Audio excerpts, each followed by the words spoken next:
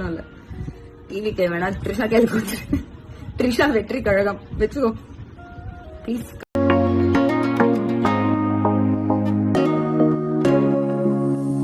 இன்னைக்கு காலையில் ட்விட்டர் திறந்த உடனே வந்து பார்த்தீங்கன்னா மொதல் விஷயமா என்ன இருந்ததுன்னா ஜஸ்டிஸ் ஃபார் சங்கீதா அப்படிங்கிற மாதிரி ஒரு ட்வீட் இருக்குது. என்னடா இது நம்ம கேட்காத ஒரு பேர் வந்து பார்த்தீங்கன்னா ட்விட்டரில் இருக்குது அப்படின்னு போய் அந்த ட்விட்டரை கிளிக் பண்ணி பார்க்கும்போது தான் தெரிய வந்திருக்கு.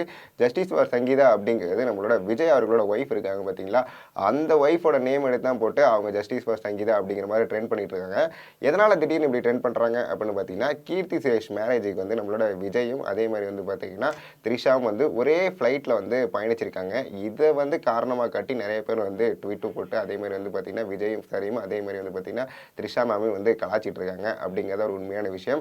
ஸோ இந்த மாதிரி செயல்கள் வந்து செய்யறது மிகப்பெரிய தப்பு அப்படிங்கிறத என்னோட கருத்தாக இருக்கும். என்ன அப்படின்னு பார்த்தீங்கன்னா, விஜய் சார் அவரோட தனிப்பட்ட காரணத்துக்காக தான் வந்து பார்த்தீங்கன்னா அவர் அந்த கல்யாணத்துக்கு எப்படி வேணாலும் போகலாம், அவரோட ஃப்ரெண்ட்ஸை யார் வேணாலும் கூப்பிட்டு போகலாம். பட் இதை வந்து பெருசாக வந்து காரணம் காட்டி பண்ணுறது மிகப்பெரிய தப்பு தான்.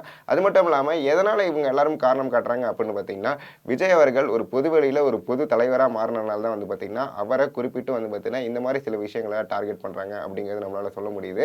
அது மட்டும் இல்லாமல் அவருமே வந்து பார்த்தீங்கன்னா ஒரு விஷயத்தில் ஒரு தப்பு பண்ணியிருக்காரு அப்படிங்கிறது நம்ம எல்லாத்துக்குமே தெரிய வந்திருக்கு. என்ன அப்படின்னு பார்த்தீங்கன்னா, விழுப்புரம்ல வந்து பார்த்தீங்கன்னா மழையால் பாதிக்கப்பட்டவங்களுக்கு நேரில் போய் அவர் பொருள் தராமல் அவரோட இல்லத்திற்கு வர வச்சு அவரோட ஆஃபீஸில் வந்து அவங்க எல்லாத்துக்குமே வந்து பொருள் கொடுத்துருக்காரு. பட் இந்த விஷயத்துக்கு அவர் நேரில் போகாமல் ஒரு நடிகையோட மேரேஜ்க்காக வந்து பார்த்தீங்கன்னா தனி ஃப்ளைட்டை ஒதுக்கி அதில் அவங்களோட ஃப்ரெண்ட்ஸோடு சேர்த்து போகிறாரு அப்படிங்கிற மாதிரி வந்து பார்த்தீங்கன்னா நிறைய பேர் வந்து கிண்டல் பண்ணிட்டு இருக்காங்க.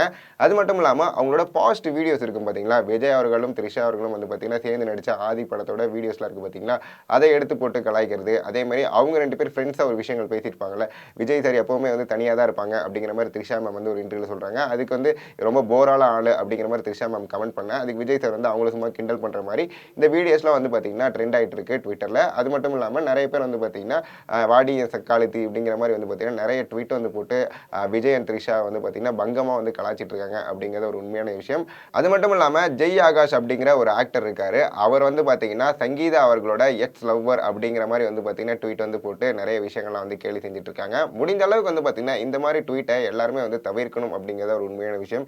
ஏன்னா ஒரு பொது தலைவராக அவர் வரும்பொழுது அவர் தனிப்பட்ட செயல்கள் செய்யறத வந்து பார்த்தீங்கன்னா குறிப்பிட்டு இவர் இப்படி செய்கிறாரு இவர் இப்படி செய்கிறாரு அப்படிங்கிற மாதிரி வந்து பார்த்தீங்கன்னா நிறைய கமெண்ட்ஸ் வருது அப்படிங்கிறதே வந்து பார்த்தீங்கன்னா அவரோட அரசியல் தளத்தை வந்து பார்த்தீங்கன்னா நிறைய பேர் அழிக்கணும் அப்படிங்கிற ஒரு எண்ணத்தினால தான் வந்து செய்கிறாங்க அப்படிங்கிறது ஒரு உண்மையான விஷயமா இருக்குது.